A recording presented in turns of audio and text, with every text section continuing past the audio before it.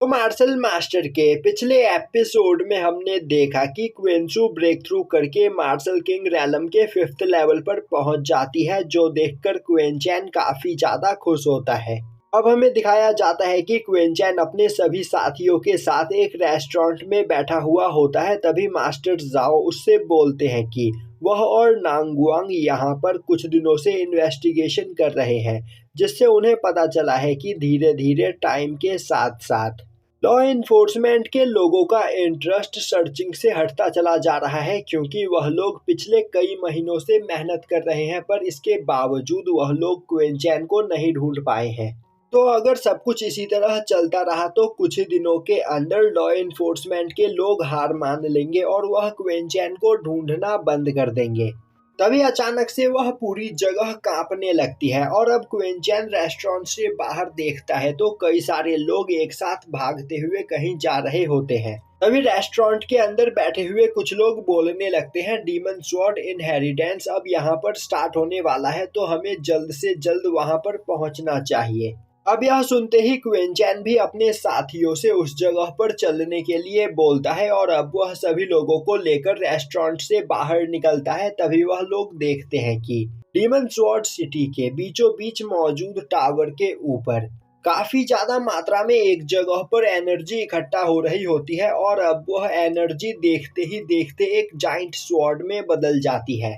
वहीं पर सभी लोग भागते हुए उस ओर जा रहे होते हैं, जो देखते ही क्विंचैन भी अपने सभी साथियों के साथ उस ओर जाने लगता है। और अब क्विंचैन डीमन स्वॉर्ड टावर के पास पहुंचकर क्विंसू के साथ इनहेरिटेंस वाली जगह पर जाने लगता है, पर तभी वहां पर खड़े कुछ सोल्जर्स नांगुआंग और मास्टर जाओ का रास्ता रोक देते हैं और बोलते हैं कि डीमन स्वॉर्ड इनहेरिटेंस के लिए यहाँ पर एज लिमिट सेट की गई है और तुम दोनों की एज बहुत ही ज्यादा है, जिस वजह से तुम दोनों यहाँ से आगे नहीं जा सकते हो।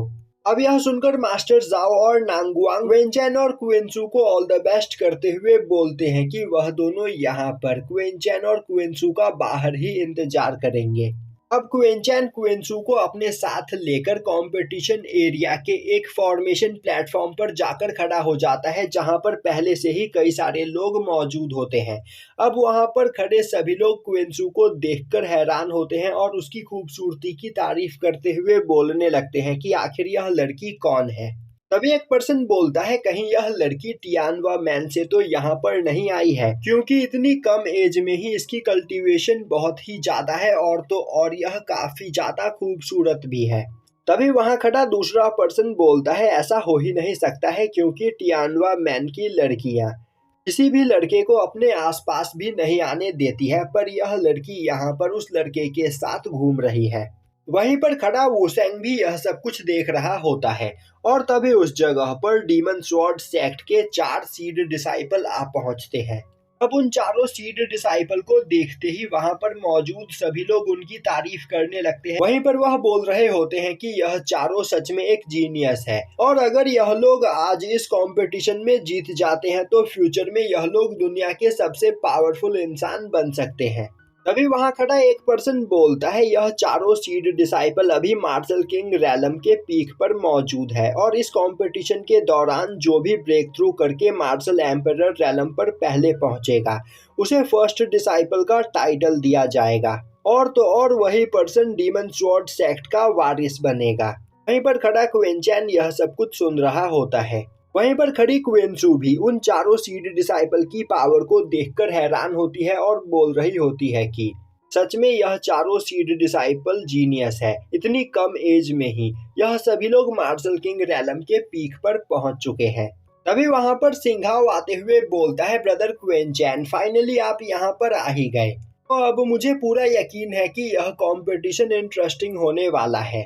डीमन स्वॉर्ड सेक्ट के चारों सीड डिसाइपल बहुत ही ज्यादा पावरफुल है और वह लोग ब्रेक थ्रू करके मार्शल एम्परर रैलम पर पहुंच सकते हैं। और अगर आप इस कंपटीशन में मौजूद हो तो आप उन सभी लोगों को अच्छी टक्कर दोगे। तभी वुमिंग आगे आते हुए बोलता है, सिंघो, अभी तक तुम्हें इन सीड डिसाइपल की असली पावर पता ही नहीं है। तुम्हें इन चारों को अंडर एस्टिमेट नहीं करना चाहिए। अब वह चारों सीड डिसाइपल एक दूसरे से अलग होते हुए अलग अलग जगहों पर जाकर खड़े हो जाते हैं। उन सभी डिसाइपल्स की पावर को देखकर वहां पर खड़ी एक लड़की बोलने लगती है, चारों सीड डिसाइपल्स बहुत ही ज्यादा पावरफुल है, पर यहाँ पर असली टक्कर हानफी और सुई क्विन में है। अब उस लड़की की बात सुनते ही उसके बगल में एक खड़ा पर्सन बोलता है, तुम बिल्कुल सही बोल रही हो, हानफी और सुई क्विन बहुत ही ज्यादा पावरफुल है और वह दोनों हमेशा एक दूसरे को बराबरी का टक्कर देते रहते हैं। पर यहाँ पर लैंग फेंग भी कमजोर नहीं, वह भी बहुत ही ज्यादा पावरफुल है, पर साथ ही साथ वह बहुत ही ज्यादा घमंडी भी है, जिस वजह से कोई भी नहीं चाहता कि वह डीमन स्वॉर्ड सेक्ट का अगला मास्टर बने। और अब वह पर्सन चौथे सीड डिसाइपल की ओर देखते हुए बोलता है, यह तो एक लड़की है और इसका नाम सुयान है और डीमन स्वॉर्ड सेक्ट की हिस्ट्री में आज तक कोई भी लड़की सीड डिसाइपल नहीं बनी है, पर सुयान ने यहाँ पर सभी लोगों को गलत साबित करके दिखाया और अगर यह आज के इस कंपटीशन में जीत जाती है तो यह डीमन स्वॉर्ड सेक्ट की पहली लेडी मास्टर बनेगी। पर मुझे नहीं लग रहा है कि एक लड़की डीमन स्वॉर्ड सेक्ट के मास्टर के पोजीशन के वर्दी है। अब वह पर्सन यह सब कुछ बोल ही रहा होता है कि तभी उस जगह पर एक लड़की आते हुए बोलती है, तो तुम्हें सच में लग रहा है कि कोई लड़की डीमन स्वॉर्ड सेक्ट की मास्टर नहीं बन सकती है? और इस लड़की का नाम चैंसी है और यह टियानवा मैन की एक डिसाइपल है और नॉर्थर्न टेरिटरी के सबसे पावरफुल जीनियस लोगों में इसका नाम शामिल है।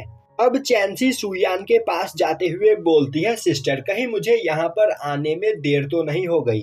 तभी वहां पर काफी तेजी से एक पर्सन की एंट्री होती है और इस पर्सन का नाम फेंगसिंग यांग है।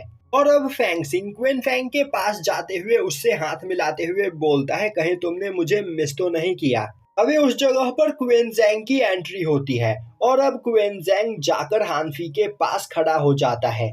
वहीं पर क्विन जैंग को देखकर सभी लोग परेशान हो चुके होते हैं। तभी सुवांग भागते हुए हानफी के पास जाता है और अब सुवांग को देखते ही हानफी बोलता है, तो हानफी मुझे बताओ, क्या तुम्हें बुली करने वाला पर्सन इस जगह पर मौजूद है?